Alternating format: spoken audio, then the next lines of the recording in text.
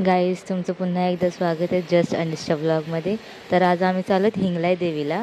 आम्ही ट्रेन पकडली पनवेलपासून, तर आम्ही अंधेरीला उतरलो आहेत. तर अंधेरीला उतरून आम्ही रिक्षा पकडली. तर रिक्षावाला आम्हाला थोडा अँटिकच भेटला आहे की बाबा काय सांगू, ही बी लाईक खतरों के खिलाडी, म्हणजे अशी गाडी उडवत होता ना एरोप्लेन. आमचं रिॲक्शन त्याच्यात बघू शकतो, जाम डेंजर आता. म्हणजे आम्ही चौघं घाबरलेलो. रिक्षावाला खूप बेकार चालवत होता. कसं बसं आम्ही वेसाव्याला पोचलो आणि रिक्षा आतमध्ये जात नाही तर आम्हाला चालतच जायला लागला. पण त्या रिक्षावाल्याने जो ट्रॉमा दिला ना आम्हाला, ते मी कधी विसरू नाही शकत.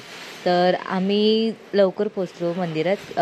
मंदिराला लॉक होता, 4ला मंदिर खुलणार होतं, तर आम्ही 3:45लाच तिथं पोचलो. तर आम्ही आता वाट बघत होतो की मंदिर खोलायचं. 4 वाजल्यानंतर मंदिर खुलला आणि मंदिरात फक्त आम्हीच होतो, म्हणजे कसलीच गर्दी नव्हती. तर आम्हाला मस्त चांगलं दर्शन भेटलं हिंगला देवीचं. तर तुम्ही पण घ्या दर्शन. जसं तुम्ही बघू शकता, इथे फक्त आम्ही चौघंच होतो. नाही कसली गर्दी, नाही कोणती लोक, फक्त आम्हीच होतो. एकदम म्हणजे निवांतपणे आम्हाला दर्शन भेटलं देवीचं. देवीच्या दर्शनानंतर आम्ही विचार केलं की वेसावच्या बीचवर जायचं. तर आम्हाला रस्ता माहीत नव्हता, तर आम्ही वेसावच्या गल्लीत फिरत होतो. सगळे रस्ते जे कॉम्प्लिकेटेड आहेत ना, बापरे, म्हणजे कुठे चाललेत ते समजतच नव्हतं अजिबात, असे आहेत. आणि जसं तुम्ही बघू शकता, इतकुशी गल्ली आहे, गल्लीत माणसाला चालायला जागा नाही आणि ते गाड्या घेऊन येतात, म्हणजे सांभाळून चालायला लागते. कसं बसं शोधून आम्ही शेवटी बीचवर पोचलो. तर इथे बीचवर म्हणजे मार्केटच आहे, खूप मोठा मार्केट दिसतं.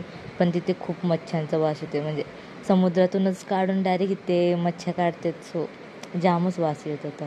होडीमध्ये कोलंबे बघ किती आहेत, आणि बाजूला पण किती, म्हणजे असं ते बकेट पूर्ण भरलेत कोलंब्यांमध्ये. सगळीकडे होड्या बघून जो नजारा येत होता ना, काय भारी वाटत होतं. म्हणजे असं वाटत होतं की इथे अजून वेळ थांबावं. खूप चांगलं वाटत होतं तिथे थांबून.